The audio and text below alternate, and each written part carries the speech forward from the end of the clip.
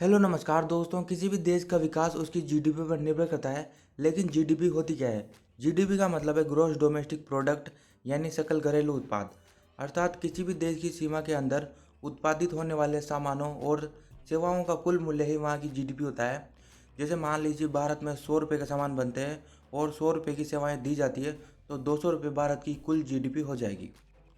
अब जीडीपी का मापन दो प्रकार से किया जाता है, नॉमिनल और रियल टर्म में। अगर वर्तमान में जो सेवाओं और वस्तुओं का मूल्य है उसी को हम काउंट करें तो वो नॉमिनल जीडीपी है। और रियल टर्म में ऐसा है, किसी को बेस ईयर हम मान लेते हैं, जैसे 2021 को बेस ईयर मान लेंगे और उसके अनुसार 2022 में जितनी वृद्धि होगी जीडीपी में वही रियल टर्म में जीडीपी होती है। तो इस प्रकार से दो प्रकार से जीडीपी का मापन होता है।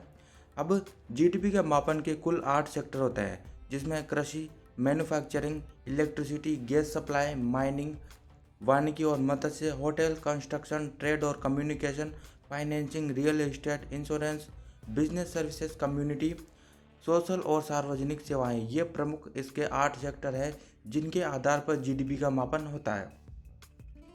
अब मान लीजिए किसी भी देश की जीडीपी बढ़ रही है, तो इसका क्या मतलब है?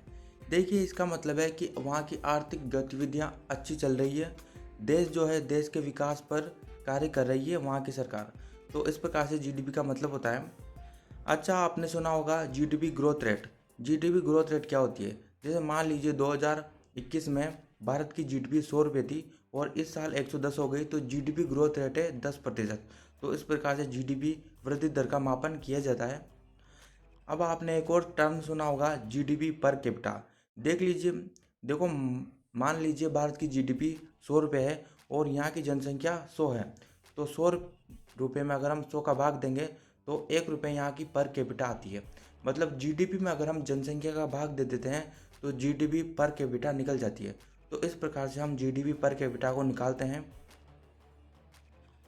अब आपके दिमाग में यह प्रश्न आएगा कि सबसे ज़्यादा जीडीपी किसकी है?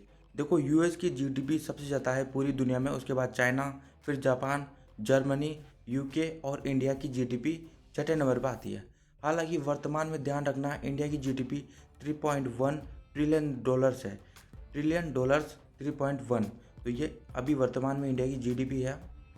देखिए, इसके बारे में मैंने आपको सारी जानकारी दे दी है। अब अगले वीडियो में हम जानेंगे जीडीपी, जीएनपी, एनएनपी, जीएनपी ये क्या होते हैं और किस प्रकार से इनको कैलकुलेट किया जाता है। सारी चीज़ें उस वीडियो में जानेंगे। उस वीडियो को जरूर देख लेना। लाइक और सब्सक्राइब आप इस वीडियो को कर देना। अगले वीडियो में मिलेंगे। जय हिंद।